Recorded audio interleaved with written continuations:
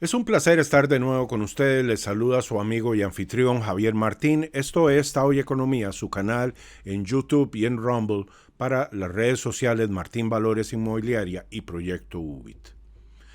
Si poco después de comprar oro, la persona ve que el precio cae a los pocos días y se asusta, esta persona no entiende el oro. Tampoco está entendiendo la situación de la economía actual. De 1971 al 2024, el oro subió más de 7.200%. Nunca un activo había tenido tal conducta, salvo cuando apareció Bitcoin, pero ese es un tema aparte. Bitcoin no tiene 15 años de haberse creado. El oro ha sido utilizado como dinero duro en los últimos 5.000 años por la humanidad.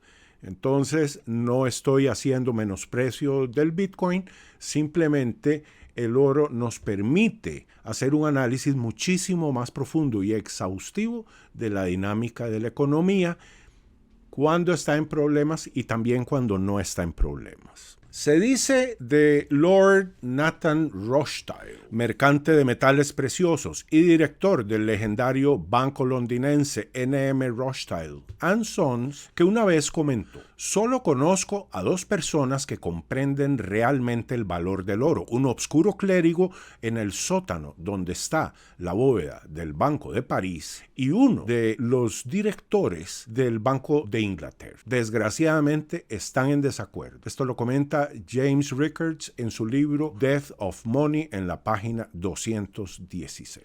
Ahondemos un poco más en este tema tan interesante. Miren, el oro no es una inversión, ya que su posesión no genera dividendos. El oro es dinero puro y duro. En contraposición, nosotros como sociedad conocemos al dinero fiat. Fiat en latín es una palabra de la cual derivan varias palabras que usamos cotidianamente en español, como fianza, confianza, fiduciario. Todo es más o menos lo mismo.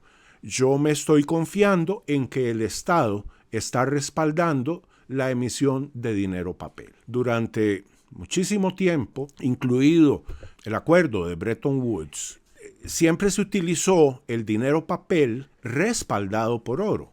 Pero luego eso se quitó y vino el problema. Y ahí empezamos a observar por qué es posible que haya subido más de 7.200%. Esta historia de que el dinero papel está respaldado por el Estado se fundamenta en que el Estado no quiebra. Bueno, y yo me pregunto, ¿qué fue lo que pasó en Estados Unidos en 1929? ¿Qué pasó en la República de Weimar, Alemania, en 1923?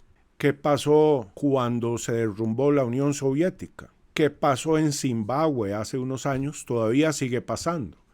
Incluso, ¿qué pasó en 1969 en Estados Unidos que forzó al Fondo Monetario Internacional a crear los derechos especiales de giro? Un dinero internacional que nosotros nunca vamos a ver porque solo funciona entre bancos de muy alto calibre e instituciones financieras supranacionales como el Fondo Monetario Internacional, que fue de hecho el que lo creó. Los mismos bancos centrales de cada país están obligados a tener una reserva en derechos especiales de giro. Todo eso es dinero fiduciario, dinero fiat. Y si funciona también el sistema, ¿por qué el precio del oro ha subido más de 7.200% desde el momento en 1971 en el que Richard Nixon quitó el patrón oro que respaldaba al dólar? Pero antes, por favor, disfrutemos un poco de un anuncio de nuestro patrocinador.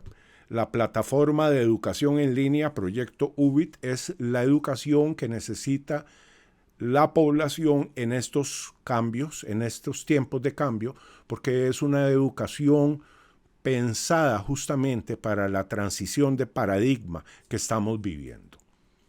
Proyecto UBIT es la vanguardia en la educación adaptada a la transformación que estamos viviendo. Espero que entren a proyectoubit.io y empiecen a disfrutarlo porque hay una enorme cantidad de contenido. Tenemos un blog con artículos de su servidor y de otras personas, galerías de fotografías de su servidor, también galerías de afiches hechos por inteligencia artificial y lo principal, la plataforma de educación en línea que tiene ya 2 cursos, uno publicado que se llama Historia del Pensamiento Económico a muy bajo precio y para las personas que quieren entender de economía sin necesariamente volverse economistas, y estamos por publicar Bitcoin desde la A hasta la Z. Es decir, todo lo que usted quiere saber sobre Bitcoin sin tener que ser un economista o sin tener que ser un programador. ¿Cuál es el valor de las cosas? ¿Cuál es el valor del oro? ¿Cuál es el valor del dinero fiat? ¿Cuánto cuesta una docena de huevos? Esta es la pregunta fundamental en economía que nos abre la puerta para el análisis de qué es lo que está ocurriendo. Porque cuando nos ponemos a pensar cuánto cuesta el dólar, tenemos que compararlo con otra moneda. Igual las otras monedas. Una moneda no puede ser comparada si no es con otra. Su poder adquisitivo, ese es el verdadero término, se puede medir únicamente si se compara con otra. El oro es, de todo el aparataje económico del que dispone la humanidad, el más puro y sólido acumulador de valor. Es decir, la reserva de valor máxima conocida por la humanidad sigue siendo el oro. Pese a que durante décadas los bancos centrales han venido diciendo que no, que el oro es una reliquia barbárica. En cuanto a la valoración de las cosas, es importante mencionar que fue en 1871, el año en el que 3 economistas que no se conocían entre ellos dieron con la misma idea que revolucionó la forma de analizar las cosas desde una perspectiva económica. La humanidad había pasado literalmente miles de años realizando una valoración objetiva de los bienes. Es la tendencia lógica del análisis, pero estaba equivocada. Eso es muy interesante porque la forma correcta de valorar un bien, y en esto coinciden los economistas, en que la valoración correcta es la valoración subjetiva.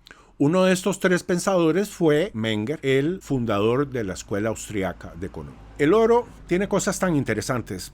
Por ejemplo, medido en oro, el precio de un traje actualmente es el mismo precio o aproximado que el de un traje elegante hace 2000 años.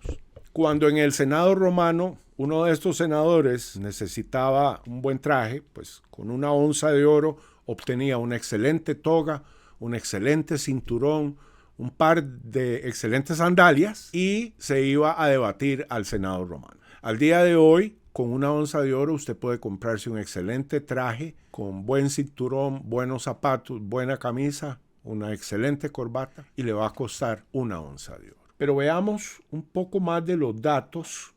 Este es un artículo escrito en el 2015, es una investigación muy interesante. Dice, esto fue traducido por Google. Voy a dejar el vínculo al pie de página de este vídeo. Dice, increíble, observa cómo la plata ha mantenido su valor durante 23 siglos. Hace un análisis muy exhaustivo. Increíble, cuando se denomina en plata el precio de la cebada es casi exactamente el mismo que hace miles de años. En otras palabras, si un agricultor de hace 23 siglos hubiera vendido 1 litro de cebada, habría recibido 0,171 gramos de plata. Avanzamos rápidamente hasta hoy y vemos que 0,171 gramos de plata permitirían comprar casi exactamente la misma cantidad de grano que hace 23 siglos. Entonces nos preguntamos, ¿y qué es la inflación? ¿Es la inflación natural? No, no lo es, pero nos han hecho creer que sí lo es. En pantalla tenemos el gráfico histórico del oro desde 1971. Este es el gráfico que demuestra que subió más de 7.200%.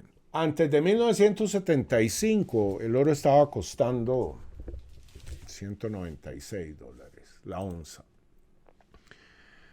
Luego a partir, hay una subida aquí como por la década de los 80 y vuelve a normalizarse, si se cabe la palabra, y luego brinca de 254 a más de 1.000 y vuelve a darse otra subida. ¿Cuáles son las fechas? Bueno, arranca con la crisis de las .com. Culmina en el 2011 con la crisis de Europa. Luego cae el precio y llega al fondo cuando en el 2016, por ahí de febrero, los intereses negativos aparecen en algunos países europeos, los principales, y en Japón.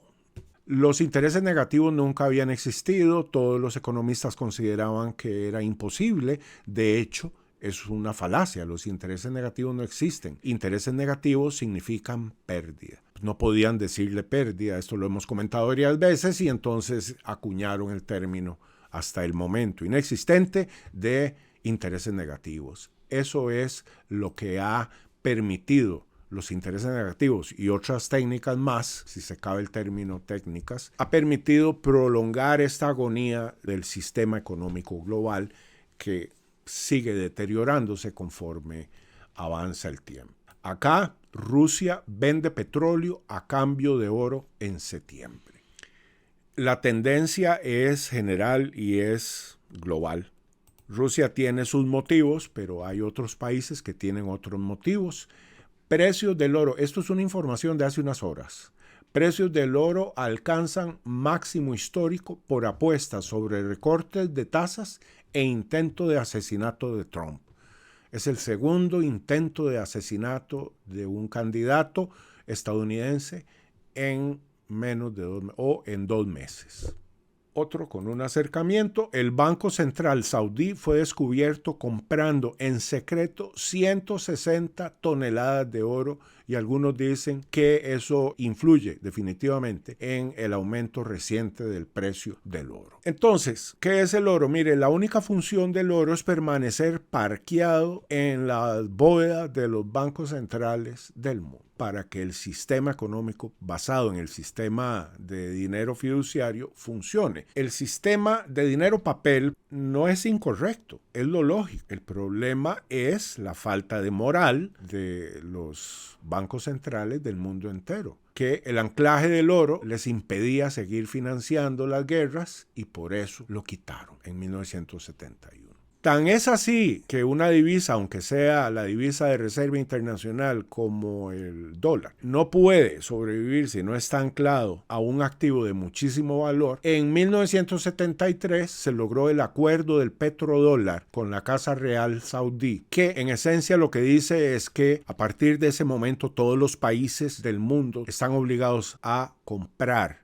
el petróleo en dólar y no en ninguna otra moneda. Ya eso terminó hace de unos años para acá. China vende contratos de petróleo en yuans respaldados por la bolsa del oro de Shanghái. Es decir, si usted como productor de petróleo tiene un poco de miedo porque el yuan aquí, el yuan allá, no importa. Usted va con este contrato de futuros del crudo, respaldados por yuan, respaldados a su vez por la bolsa del oro de Shanghái, que es la única en el mundo que solo acepta hacer transacciones del oro que sea físico, no del oro papel. Entonces usted llega y dice, aquí tengo un contrato de futuros del crudo, deme el valor en oro y se lo entregan inmediatamente en físico. Usted como país se lleva sus lingotes de oro y los deposita en las bóvedas de los bancos centrales. Bretton Woods, como ya mencioné, se basaba en el oro y cuando se quita en 1971 aparece el desmadre.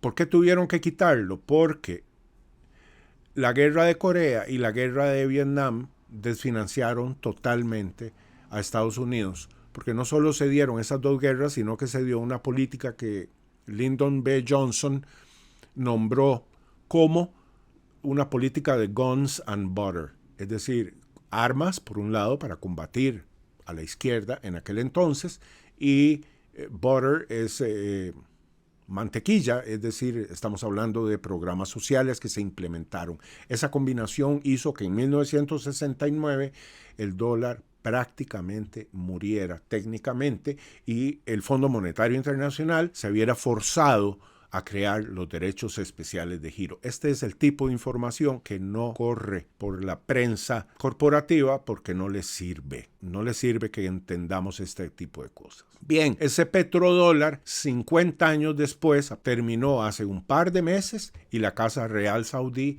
no lo renovó. Es decir, ya no hay una obligatoriedad de tener que comprar el petróleo con dólares, sino que, muy al contrario, hace pocos meses Arabia Saudita se integró a los países BRIC, que lo que están buscando es crear una divisa de reserva internacional distinta del dólar que esté, ojalá, respaldada por oro. Eso es el nivel de cambio que está viviendo el mundo. Para cerrar, Ben Bernanke, exdirector general de la Reserva Federal, dijo que el oro es una reliquia barbárica. Sin embargo, poco tiempo después aparece diciendo, cuando él era director, que él iba a salvar la situación económica de la forma que fuera, y si era preciso, se iba a subir en un helicóptero e iba a lanzar billetes para que la gente los recogiera del suelo y siguieran adelante. Si es una reliquia barbárica el oro, como dijo Ben Bernanke, ¿por qué termina siendo la figura que hoy se conoce como dinero en helicóptero? Esa simple anécdota nos revela que lo que estamos viviendo es una absoluta farsa, y acabo de hacer un esfuerzo con rigor analítico tratando de demostrar esta farsa, que es una farsa a nivel global. Muchas gracias por prestarme su atención y nos vemos pronto. Cuídense. Chao.